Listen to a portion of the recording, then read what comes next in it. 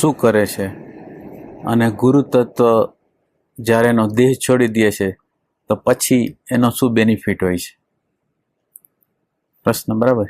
એટલે ગુરુ છે એક લઘુ છે, એક ગુરુની સામે એક શબ્દ છે લઘુ. એટલે લઘુ શું છે? તો એ કે આપણે બાળક હોય ત્યારથી ઇન્દ્રિયોના માધ્યમ મારફત શબ્દનો, સ્પર્શનો, રૂપનો, રસનો અને ગંધનો અનુભવ કરી છે. એ અનુભવ કરનાર જે છે એ હું રૂપે પ્રગટ થાય છે. મને અમુક પ્રકારનો સ્પર્શ ગમે છે, નથી ગમતો, અમુક પ્રકારનું રૂપ ગમે છે, નથી ગમતું.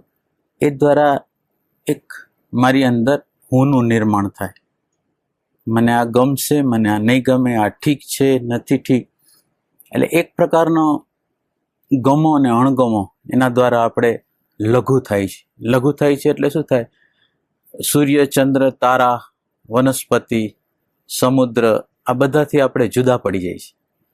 આપણને જાણે એમ લાગે છે કે મારું સુખ, મારો સંતોષ, મારો આનંદ, એટલે હું સીમિત થઈ જાઉં છું.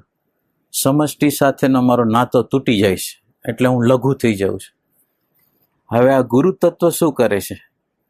તો એ કે ગુરુ તત્વ છે એ આપણને એવી સમજ આપે છે કે તમે સમષ્ટિનો ભાગ છો. તમે આકાશથી જુદા નથી, વાયુથી જુદા નથી, તેજથી જુદા નથી, જલથી જુદા નથી, સૂર્યથી જુદા નથી, નિહારિકાઓથી જુદા નથી. એ આપણને એવો સંદેશ આપે છે. ગુરુ જે છે, સમાજના જે લોકો છે એ આપણને એમ કહે છે કે પૈસા કમાઓ, પ્રતિષ્ઠા કમાઓ, હોદ્દો મેળવો, કોમ્પિટિશનમાં ઊભા રહ્યો. તો આ સદગુરુનું જે તત્વ છે એ આપણને એમ કહે છે કે તમે આ જે મેમરીના માળખામાં તમે જકડાઈ ગયેલા છો. મેમરી દ્વારા આપણે બાળપણમાં હોય તો મા બાપના સંસ્કારો, સોસાયટીના સંસ્કારો, ધર્મના સંસ્કારો, આ બધા સંસ્કારોની ડેટાઓ આપણી અંદર નાખવામાં આવે છે. બધા જે ડેટા છે એ જે ડેટાઓ આપણને નાખવામાં આવે છે એમાં જાતિનો સંસ્કાર, નામનો સંસ્કાર, રૂપનો સંસ્કાર, ધર્મનો સંસ્કાર, અને એના દ્વારા આપણે સેપરેશન, આપણે બીજાથી જુદાપણાનો અનુભવ કરી છે. તો આ જે ગુરુ તત્વ છે એ આપણને એમ કહે છે કે તમે જે જકડાઈ ગયા છો નામની અંદર, જાતિની અંદર, ગુણની અંદર. તો એ કે એક બાળક હતું, બાળકનો જ્યારે જન્મ થયો હતો ત્યારે એક બાળકની અંદર એક હાવ અસ્તિત્વ હતું, શુદ્ધ અસ્તિત્વ હતું, પ્લસ એની અંદર મેમરી નહોતી અને બોડી હતું. એટલે એનું બોડી હતું અને એક એનું અસ્તિત્વ હતું. હવે એ અસ્તિત્વની અંદર મેમરી નામનું તત્વ ઉમેરાણું. મેમરીની અંદર નામ આપ્યો, જાતિ આપી, અમુક પ્રકારના સંસ્કારો આપ્યા, જે તે પ્રકારના ધર્મ હોય એ પ્રકારનો, જે પ્રકારનો સમાજ હોય એવો પ્રકારનો સંસ્કાર આપવામાં આવ્યો. એટલે આ જે તે પ્રકારનો સંસ્કાર આપવામાં આવ્યો એના દ્વારા પોતે એક વ્યક્તિત્વ રૂપે આ અસ્તિત્વથી પોતે જુદો પડી ગયો હોય એવા રૂપે પોતાને અનુભવ કરે. એટલે એની અંદર એક મેમરીનું માળખું બને. મેમરીનું જે માળખું છે એ જે ઓલું બાળકનું નિર્દોષ અસ્તિત્વ છે એને ઢાંકી દે. એટલે જે બાળકનું નિર્દોષ અસ્તિત્વ જે ઢકાઈ ગયું અને હવે એ વ્યક્તિ છે એ મેમરી રૂપે રહ્યો, સંસ્કાર રૂપે રહ્યો, માન્યતા રૂપે રહ્યો, સિદ્ધાંત રૂપે રહ્યો. એટલે સતત રીતે સંઘર્ષ, તણાવ, એ રીતે. અને ગુરુ આપણને ગુરુ તત્વ શું કહે છે કે જે શુદ્ધ તત્વ બાળકની અંદર જે શુદ્ધ તત્વ હતું ને એ શુદ્ધ તત્વ છે એ તું છો. આ મેમરીનું તત્વ છે એ તું નથી. મેમરી છે એ જડ છે, એ દ્રશ્ય છે, એ મેટર છે, દ્રવ્ય છે. અને એક એવી વસ્તુ છે કે જે પ્રતિક્ષણે જાણે છે. પ્રતિક્ષણ એવી વસ્તુ છે કે જેની હોવાપણું છે અને પ્રતિક્ષણે કોઈ ને કોઈ પ્રકારે એ જાણવાની પ્રોસેસ કરે છે. એની અંદર જ્ઞાન તત્વ પડેલું છે અને એ જ્ઞાન તત્વ દ્વારા એ સતત રીતે આપણા સુખને, આપણા દુઃખને, આપણા તાપને, આપણા રાગને, આપણા દ્વેષને, આપણા લોભને, આપણા મોહને બધાનો એ પ્રકાશ કરે છે. એટલે આજે આ પ્રકાશ કરનારું જે તત્વ છે એ તું છો, એવો સદગુરુ જે તત્વ છે એ આપણને એ દ્રષ્ટિ આપે છે કે તારું જે અસ્તિત્વ છે એ તારું અસ્તિત્વ છે એ આ શરીર રૂપે નથી, મન રૂપે નથી, બુદ્ધિ રૂપે નથી, અહંકાર રૂપે નથી, પણ એના પ્રકાશક રૂપે તું છો. એટલે આ સદગુરુ આપણને દ્રષ્ટિ આપે છે. અને એ સદગુરુ એટલે જીવંત જે સદગુરુ છે એ પેલી વસ્તુ છે એ દ્રષ્ટિ આપે છે. અને બહારના લોકો જે આપણને દ્રષ્ટિ આપે છે એમ કે તમે આ નામે છો, આ જાતિ રૂપે છો, આ હોદ્દા રૂપે છો. અને સદગુરુનું તત્વ છે એ આવું જુદી વસ્તુ કરે. તમે સમાજની અંદર જાઓ અને તમારો કોઈ પ્રશ્ન મૂકો તો એ તમને નેગેટિવિટી આપે.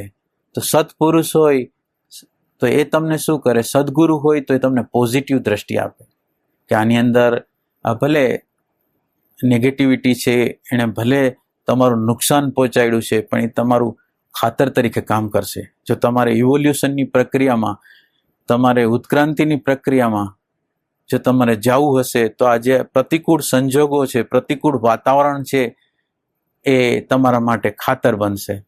અને તમે જો એના પ્રત્યે પ્રતિક્રિયા નહીં કરો અને ફક્ત જોવા અને જાણવાના સ્વભાવમાં રહેશો તો તમે પરમાત્માની અસ્તિત્વની વધારેમાં વધારે નજીક આવશો અને બને કે અસ્તિત્વ તમારી અંદર પ્રગટ થઈ જાય.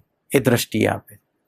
એટલે જ્યારે જીવન સંત હોય છે ત્યારે એક દ્રષ્ટિ આપે છે કે જે સમાજના કોઈ પણ લોકો, ધર્મના કોઈ પણ લોકો જે નથી આપી શકતો એ છે કે તું કોણ છો. જે દ્રષ્ટિ આપે છે એ દ્રષ્ટિ આપે છે કે તું સત છો, તું ચિત છો, તું આનંદ છો. એવો દ્રષ્ટિ આપે છે એક વસ્તુ. એ સિવાય ખાલી દ્રષ્ટિ અને એની સાથે એ સત તત્વની અંદર રહે છે, શૂન્ય તત્વની અંદર રહે છે, એ આનંદ તત્વની અંદર રહે છે, એ પ્રજ્ઞા તત્વની અંદર રહે છે. એટલે એની એક પ્રકારની વાઇબ્રેશનની રેન્જ છે.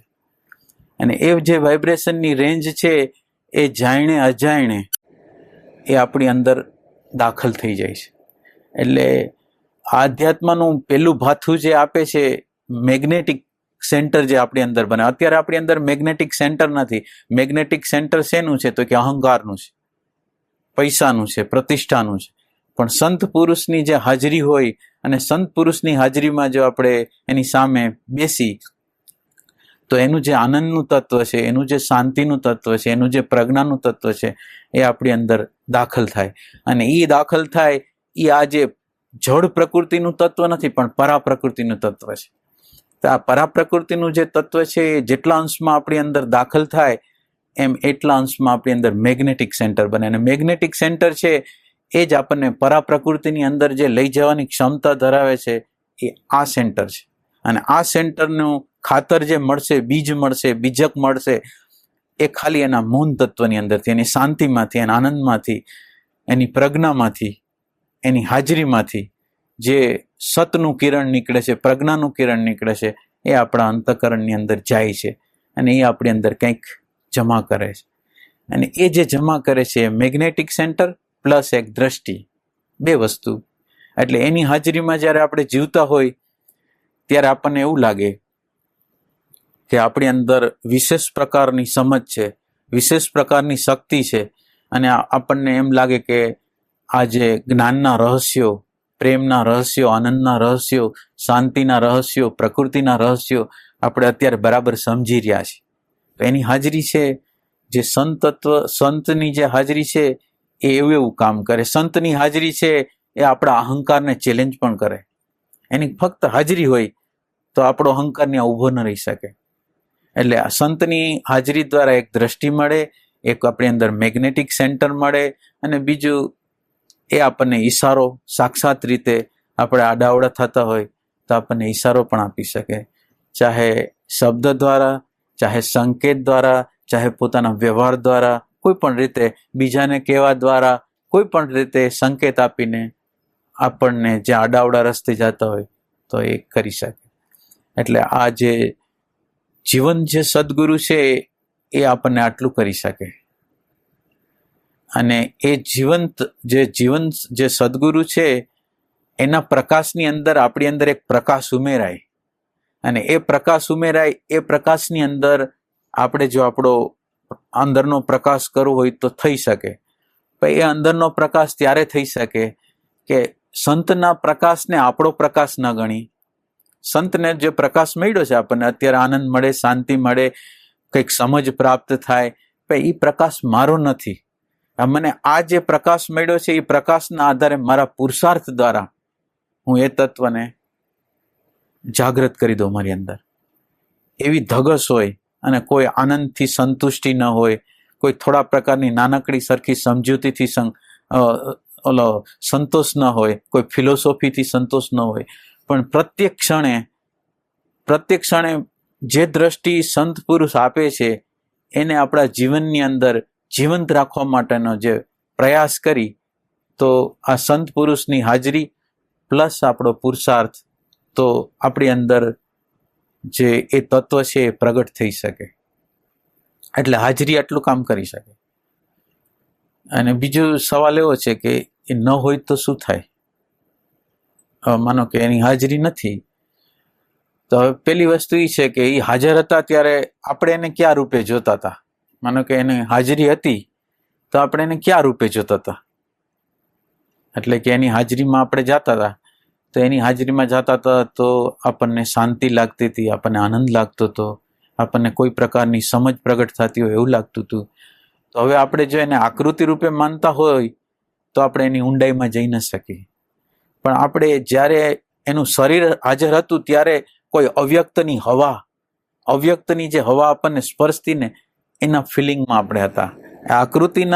આકૃતિના પ્રભાવ કે એમાં કાંઈ નહોતા, પણ આકૃતિની અંદરથી જે પ્રકાશનું કિરણ, સતનું, પ્રજ્ઞાનું, આનંદનું જે કિરણ જે પ્રગટ એના શરીરની આરપાર પ્રગટ થઈને આપણી આજુબાજુ આવતું હતું, એ કિરણને આપણે અનુભવતા હતા.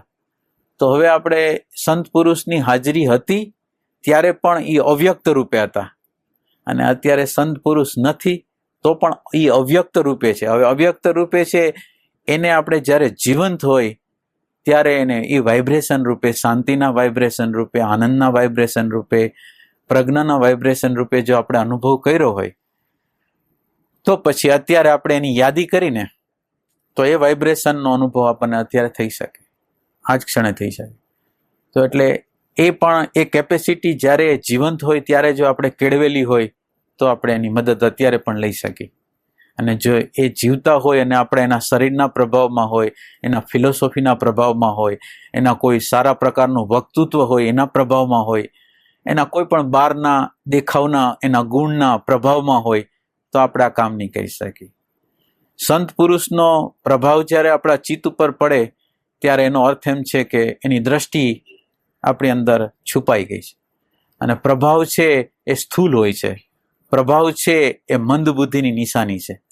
અને એક સંત પુરુષ આગળથી સંત પુરુષ જે દ્રષ્ટિ આપે અને એ દ્રષ્ટિ આપણા જીવનની પ્રતિક્ષણે જો ઉપયોગ કરવામાં આવે તો સંત પુરુષ પ્રત્યે અહોભાવનો ભાવ જાગે. પ્રભાવ છે એ મંદ બુદ્ધિ બતાવે છે, અનુસરણવાળી બુદ્ધિ બતાવે છે, અને બહારના દ્રશ્યનો પ્રભાવ બતાવે છે. ત્યારે અહોભાવ છે એ અંતરતમ આત્મા છે એને બતાવે છે કે એનો જે અંદરનું જે ટ્યુનિંગ છે એના સત તત્વ સાથે, આનંદ તત્વ સાથે, પ્રજ્ઞા તત્વ સાથે એનું ટ્યુનિંગ થઈ ગયું છે એવું બતાવે છે. એટલે આવું જેનું ટ્યુનિંગ થઈ ગયું હોય તો એને શરીરની હાજરી હોય અથવા હાજરી ન હોય તો પણ એનું કનેક્શન કરશે. અને આ જે અહોભાવ છે એ જ્યારે જીવંત હોય ને પ્રેક્ટિકલ કર્યું હોય તો એની અંદર એ અહોભાવ પ્રગટ થાય. એટલે સંત પુરુષની હાજરી આપણી અંદર મેગ્નેટિક સેન્ટર પેદા કરશે, આપણી અંદર દ્રષ્ટિ પેદા કરશે, અને જો આપણો અંદરનો પુરુષાર્થ હશે તો આત્માને સાક્ષાત રીતે પ્રગટ કરશે. અને એની ગેરહાજરીમાં જો એના હાજરીમાં અવ્યક્તને અનુભવ કર્યો હશે તો એની ગેરહાજરી આપણને ક્યારેય ચાલશે નહીં, આપણને અમુકનું વધારે જીવંતતા લાગશે સંત પુરુષની ગેરહાજરી હોવા છતાં. અને જ્યારે એને યાદ કરશું ત્યારે સતરૂપે, આનંદ રૂપે, પ્રજ્ઞા રૂપે આપણી અંદર વિશેષ રૂપે પ્રગટ થશે. હા.